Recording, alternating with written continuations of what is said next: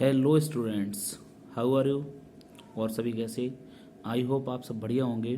और प्रिपरेशन चूँकि कल केमिस्ट्री एग्ज़ाम है तो बढ़िया चल रही होगी। तो मैं बस ये बताऊंगा कि आपको क्या थोड़ा सा और देख लेना है पढ़ाई में, जिससे नंबर बढ़िया आ जाएं। तो देखिए, सबसे पहले अगर हम लोग बात करें सॉलिड स्टेट की, तो सॉलिड स्टेट कोई खास चैप्टर नहीं है जिसे हम टफ कह सकते हैं। एक बहुत ही ज़्यादा आसान चैप्टर है और यहाँ पर आप लोगों को न्यूमेरिकल मिलेगा केवल डेंसिटी से। और आप लोगों को मैं बता चुका हूँ वीडियो में, जो जैसे मैंने बोला टेट्राहेड्रल और ऑक्टाहेड्रल वॉइड्स हैं वो कहाँ लोकेटेड होती हैं, उनकी लोकेशन पूछ सकता है। या कोई सवाल पूछ सकता है कि ए जो है वो पैकिंग बना रहा है और बी जो है वो आपका टेट्राहेड्रल वॉर्ड में जा रहा है या अल्टरनेटिंग टेट्राहेड्रल वॉर्ड में जाता है। ऐसे जो एनसीईआरटी में न्यूमेरिकल दिए हैं 4 से 5 वो न्यूमेरिकल कर लेना। यानी कि रेडियस ऑफ एटम और एज लेंथ में जो रिलेशन है बीसीसी, एफसीसी और एससीसी की वो तैयार कर लेना। वहां से कोई सा एक नंबर में न्यूमेरिकल आपका जो है वो डायरेक्ट पूछ सकता है। उसकी कैलकुलेशन आप लोग आसानी से करेंगे और थोड़ा क्विक करने की कोशिश करेंगे, ठीक है ना। डिफेक्ट थ्योरेटिकली ज़्यादातर आएंगे तो डिफेक्ट की तैयारी कर लेना। और क्रिस्टलाइन सॉलिड के टाइप्स, किसके बीच में कौन सा फोर्स ऑफ अट्रैक्शन काम करता है वो लर्न करना है आप लोगों को, ठीक है। तो सॉलिड स्टेट में इससे ज़्यादा कुछ भी नहीं आने वाला, ये आप लोग एक बार फिर से देख लेंगे जो मैंने टॉपिक्स बताया वो।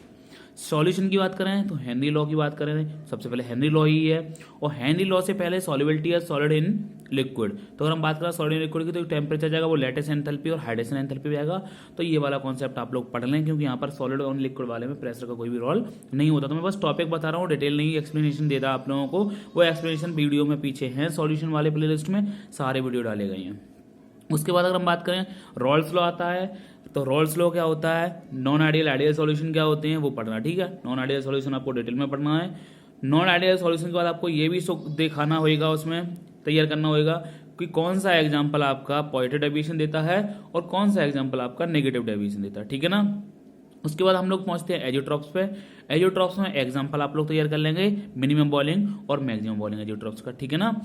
फाइनली अगर हम बात करें न्यूमेरिकल की, तो यहाँ से जो न्यूमेरिकल आएगा वो या तो हेनरी लॉ से जाएगा, तो आसान सा न्यूमेरिकल है आपका, कोई से 2 चीजें दी जाएंगी और एक चीज पूछ लेगा, क्योंकि हेनरी लॉ में जो 3 चीजें होती हैं वो अननोन होती हैं। प्रेशर हो सकता है आपका, ठीक है ना।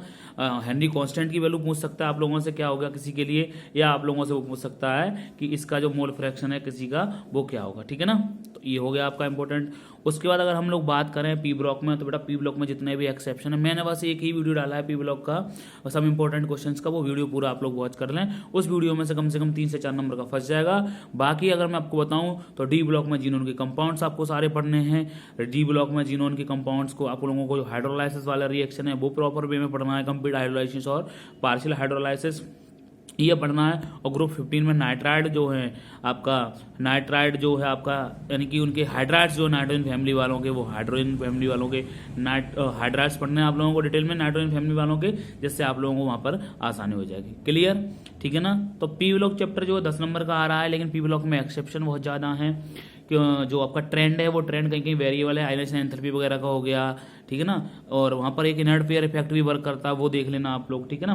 तो वो जो है इंपॉर्टेंट टॉपिक है आपके वहां से, तो वहां पर आप लोग तैयार कर लेंगे।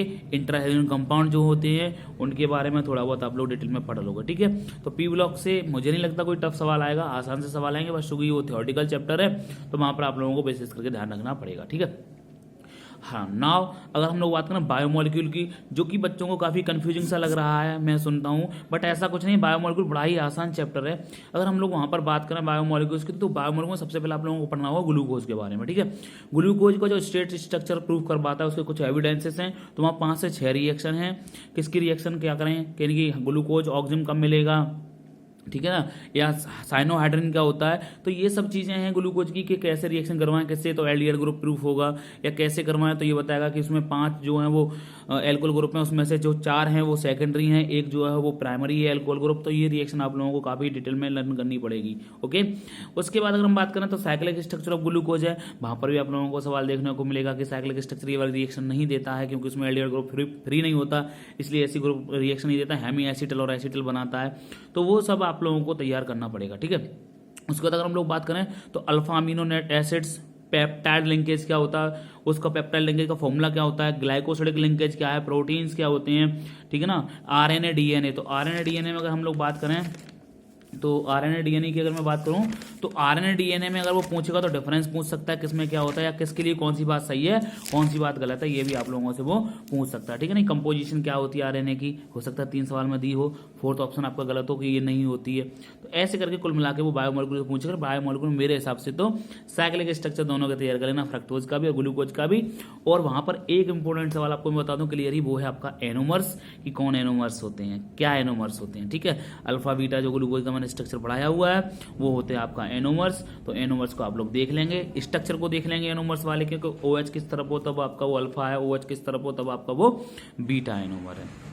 क्लियर ना, बात समझ में आ गई होगी। उसके बाद हम लोग हेलो एल्केन्स और हेलोरिन्स की बात करें बेटा, तो यहाँ पर भी काफ़ी आसान सा चैप्टर है ये, बहुत इजी वे में अगर हम बात करें तो हो जाएगा आप लोगों का। यहाँ पर कुछ नेम रिएक्शंस हैं वो देख लेना, जैसे आपकी फिंकलस्टीन मोस्ट इंपॉर्टेंट रिएक्शन हो जाता है, सेंडमेयर रिएक्शन मोस्ट इंपॉर्टेंट हो जाता है, स्वार्ज रिएक्शन मोस्ट इंपॉर्टेंट हो जाता है। ठीक है, इसके अलावा अगर हम लोग यहाँ तो न्यूक्लियोफिलिक सब्स्टिट्यूशन रिएक्शन जो है आपकी SN1 SN2, उन रिएक्शंस का ऑर्डर पढ़ लेना कि SN1 के लिए 3 डिग्री 2 डिग्री 1 डिग्री या वेंजाइलिक और एलाइलिक जो आपका मैंने ऑर्डर लिखवाया हो वो 3 डिग्री मोर स्टेबल कार्बोकेटायन होता है, तो वो कितने स्टेप को फॉलो करता है, तो SN1 2 स्टेप को फॉलो करता है, बट ऑर्डर ऑफ रिएक्शन इसका 1 होता है। जबकि SN2 होता है वो सिंगल स्टेप को फॉलो करता है और ऑर्डर ऑफ रिएक्शन इसका 2 होता है। तो यहाँ पर बाइमोलिकुलर न्यूक्लियोफिलिक सब्स्टिट्यूशन रिएक्शन और यूनिमोलिकुलर न्यूक्लियोफिलिक सब्स्टिट्यूशन रिएक्शन आप लोगों को काफी डिटेल में तैयार करनी पड़ेंगी। ओके, और मैंने जो नेम रिएक्शन बताई वो भी, उसमें गाटरमैन रिएक्शन हो रहा है वो तैयार कर लेना। तो गाटरमैन और सैंडमेयर लगभग सेम है, बस पाउडर का और सॉल्ट का अंतर है कि एक में सॉल्ट लेते हैं हम कॉपर का, एक में पाउडर लेते हैं, तो आप लोग देख लेंगे। अगर हम एल्कोहल फिनॉल ईथर की बात करें तो सबसे पहले आप लोग ईथर का बॉन्ड एंगल याद कर लेंगे। ठीक है ना, कि ईथर में जो होता है वो बॉन्ड एंगल क्या होता है, टेट्राहेड्रल से ज्यादा बॉन्ड एंगल होता है। मैं पहले ही बता दूं टेट्राहेड्रल से ज्यादा बॉन्ड एंगल होता है उसका, जबकि ये एक एक्सेप्शन है, आप लोग इसको पढ़ लेंगे। रीजन में आपको बता चुका हूँ, वहां पर रीजन पूछे तो आप कह दोगे। एल्काइल ग्रुप्स जो होते हैं वो काफी बल्कि ग्रुप होते हैं, इस वजह से इस तरह का एंट्रेंस बढ़ जाता है और वो जो बॉन्ड होता है वो बढ़ जाता है। ठीक है, बॉन्ड का साइज बढ़ जाता है। तो आप लोग वहां पर आप डिटेल में देख लेंगे, जो ऑप्शन होगा उसके अकॉर्डिंग आप टिक कर देंगे कि आपका कौन सा रीजन जो है वो करेक्ट है। ठीक है, नाउ अगर अब मैं आप लोगों से बात करूं उसके आगे बढ़ते हैं, तो हम लोग बात करें ईथर की, तो ईथर से जो रिएक्शन इंपॉर्टेंट है वो विलियमसन सिंथेसिस रिएक्शन इंपॉर्टेंट है। और इधर एल्डिहाइड में अगर हम बात करें तो 2 रिएक्शन आपकी कॉलवेज हो जाती है और एक रिएक्शन आपकी रहती है रीमर टीमर रिएक्शन। ये कॉलवेज और रीमर टीमर में से अगर मैं बताऊं तो कोई सी एक रिएक्शन का एग्जाम्पल जरूर पूछा जाएगा आपसे, पूछेगा ये किस टाइप की रिएक्शन है। हाँ, टॉलिन की रिएक्शन जो पढ़ोगे आप लोग वो भी मैं बता दे रहा हूँ। एक बार हेलोजनेशन जब करवाओगे टॉलिन का तो in the presence of sunlight करवाओगे, एक बार आपका in the presence of dark iron के साथ पूछी जाएगी। तो इन दोनों रिएक्शन में अलग अलग प्रोडक्ट बनते हैं, वो दोनों प्रोडक्ट आप लोग डिटेल में देख लेंगे। मैं वीडियो को भी डाल चुका हूँ, तो काफी कुछ वीडियो डाल चुका हूँ। बस मैं आप लोगों को ये बता रहा हूँ कि आपको परेशान बिल्कुल नहीं होना। ठीक है, तैयारी प्रॉपर करती रहनी है। आपके बाद उसको अगर मैं बात करूं तो एसिडिक स्ट्रेंथ भी याद कर लेना, क्रिसोल वगैरह की फिनॉल वगैरह की मैंने समझाई हुई है। ईथर की एसिडिक स्ट्रेंथ बताया हुआ है, वाटर का बताया हुआ है, एल्कोहल का बताया हुआ है मैंने, ठीक है ना, फिनॉल का बताया हुआ। तो इनके जो ऑर्डर है वो ऑर्डर प्रॉपर वे में, क्योंकि वो अरेंज करवा सकता है कि किसकी एसिडिक स्ट्रेंथ ज्यादा है। अभी मान लो एक जैसे ऑक्सो एसिड्स होते हैं तो उसमें भी मैंने बताइए जिसकी ऑक्सीडेशन स्टेट ज्यादा होगी उसका एसिडिक बिहेवियर ज्यादा होगा, तो उसका एसिडिक बिहेवियर ज्यादा होगा तो आप लोग ट्रेंड सेट कर लोगे। जैसे HClO4 का सबसे ज्यादा होगा, उसके बाद HClO3, उसके बाद HClO2, उसके बाद HClO। तो ये क्वेश्चन हो सकता है आपके पेपर में प्रॉपर देखने को मिल जाए आपको, क्योंकि मोस्ट इंपोर्टेंट है। CBSE ने काफी बार इन सवालों को रिपीट किया हुआ और इस बार मुझे लग रहा है कि हाँ ये सवाल फिर से रिपीट होंगे। तो आपको मैंने फिर बता दूं ग्रुप 15 में आपको हाइड्रास डिटेल में पढ़ना है, हाइड्रास की सारी प्रॉपर्टी पढ़नी है। ठीक है, नाइट्रिक एसिड की प्रिपरेशन में कौन सी स्टेप में 2 से 3 स्टेप है वहां पे, दूसरी स्टेप जो था फाइनल स्टेप है वो रिपीट होती है सेकंड स्टेप में। तो सेकंड स्टेप में क्या होता है आपका वो लर्न कर लेंगे, यानी कि नाइट्रोजन और मोनोऑक्साइड जो होता है वो आपका ऑक्साइड होकर नाइट्रोजन डाइऑक्साइड में जाता है। तो वो रिएक्शन जो है वो फिर से थर्ड रिएक्शन में स्टेप में फिर से नाइट्रोजन मोनोऑक्साइड बनेगा, वो रिपीट होगा। तो आप लोगों को वो वाली रिएक्शन फिर से तैयार करनी पड़ेगी। तो मैं अगर आपको बता दूं कि आपको इनिशिएशन पूछ सकता है, एक आपके यहाँ मैकेनिज्म भी है डिहाइड्रेशन ऑफ एल्कोहल और hydrolysis of alkene, acidic hydrolysis of alkene. तो इसमें भी पूछ सकता है कि इस स्टेप में क्या होता है, इस स्टेप में क्या होता है। तो आप लोगों से बस मैं ये कहूंगा कि एक बार से मैंने जो टॉपिक बोले वो पढ़ लो, बाकी आपने पूरा पढ़ लिया होगा, बस ये वाले टॉपिक और पढ़ लीजिए एक बार स्ट्रॉन्ग करके, तो हो सकता है आपके नंबर अच्छे आ जाएं।